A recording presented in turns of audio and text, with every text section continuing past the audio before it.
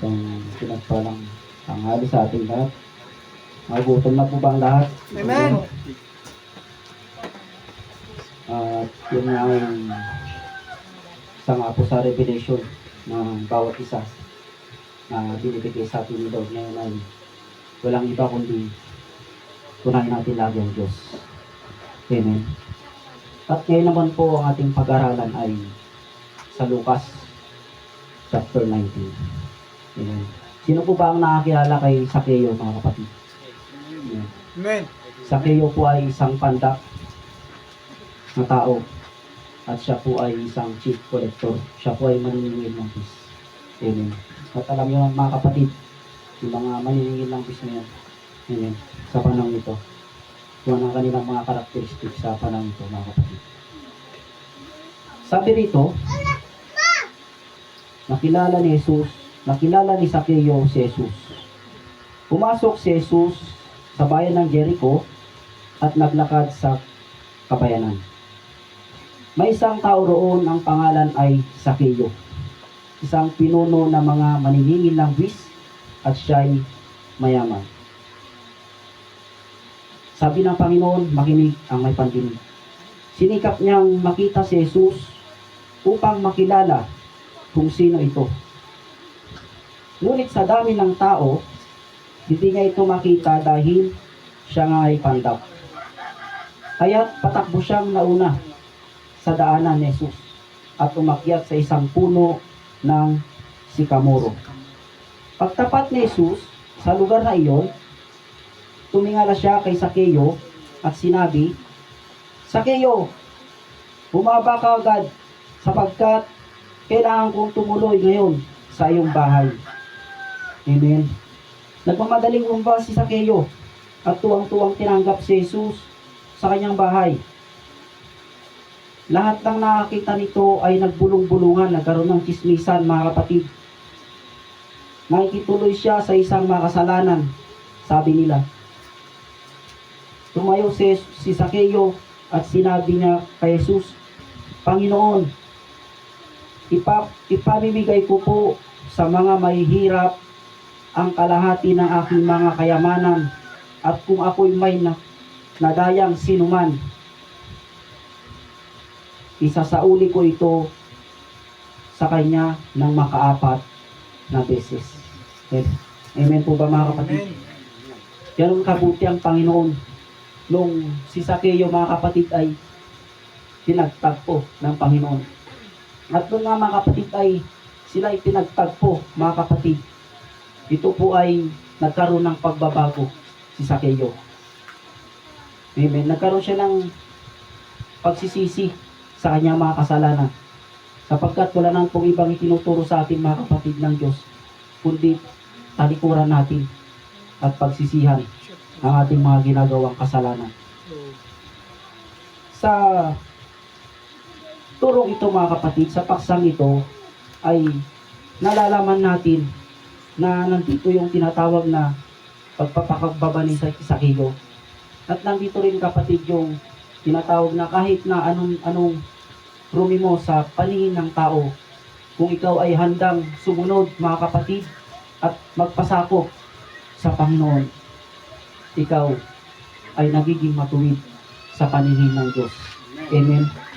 Kung paano, kapatid, ay meron ako ditong 50 pesos na marumi. Ganito tayo karumi, kapatid. Ngunit itong 50 pesos na ito, mga kapatid, kapag ito ay nagiging 100, kapag wala siyang 50 pesos, hindi po magiging buo, kapatid, na 100 pesos. Kung maunawaan nyo kung gaano kahalaga ang isang tao sa panahong ito, mga kapatid, hanggang sa susunod pa na generation.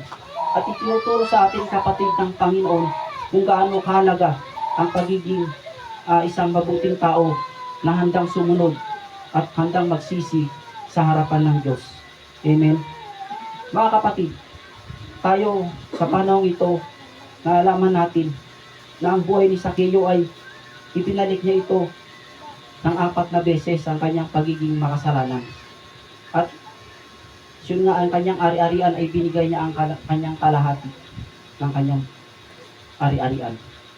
So paano ito mga kapatid, kung ma-realize natin, kung tayo ay nagkakaroon ng pagkukulang sa Panginoon, ito po ay binibigyan tayo ng reminders o paalala ng Panginoon na kailan natin baguhin ang ating sarili.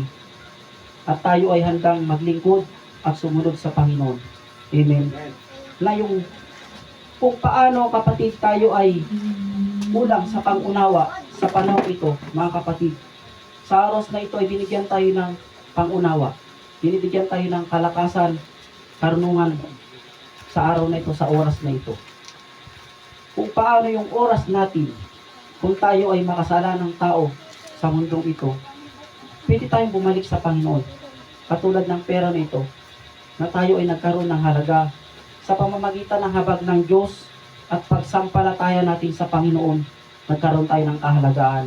At tinanggap natin, mga kapatid, ang banal na Espiritu na siya nagbibigay sa atin ng daan, ng kaliwanagan sa ating buhay. Amen. Amen. Ganun kabuti at ganun kapangyarihan ang kumilos ng Diyos sa ating buhay. Amen. Mga kapatid, kung si Sakeo ay ibinigay niya ang kanyang ari-arian, ang kanyang kasalanan na ginawa ay binalik niya, paano mo ito may babalik sa Panginoon? Kung sa ngayong araw na ito, mga kapatid, at alam ko sa inyong lahat na mayroong mga baguhan dito na hindi nakakilala sa Panginoon.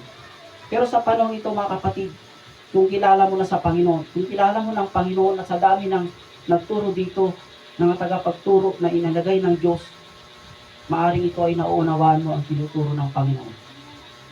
Ibig sabihin, kapatid, kung meron kang pagkakataon at binibigyan ka ng oras, pwede mo itong ibigay na nawalan ng oras sa Lord sa mahabang panahon na pagkawala mo sa Kanya. Amen. Ibig sabihin, katulad ni Sakeo, mga kapatid, na siya ay makasalanang tao at siya ay nagpakasala sa kasalanan.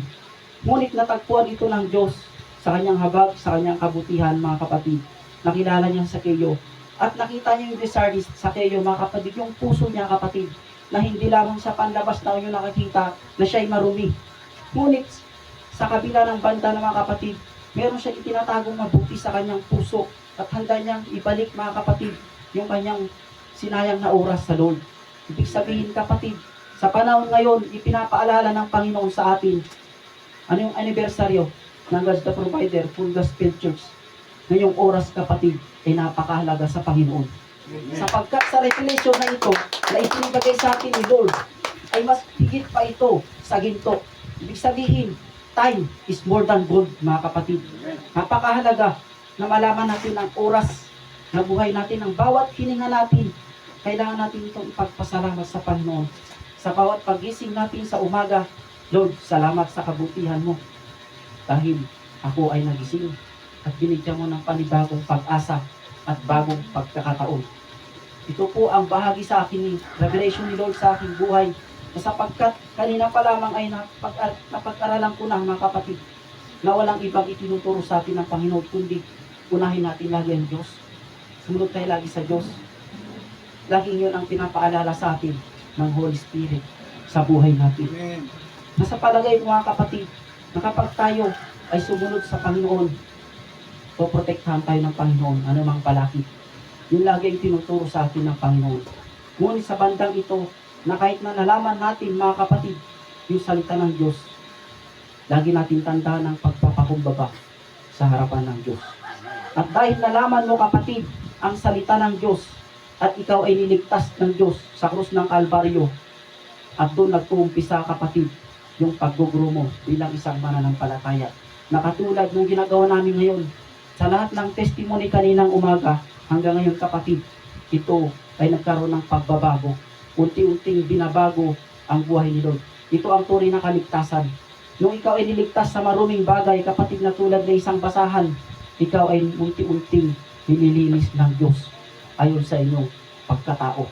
Ang lahat ng iyong pag-iisip, kapatid, ito ay binibigyan ng chance ni Lord na pagkaroon ka ng pagbabago sa iyong buhay.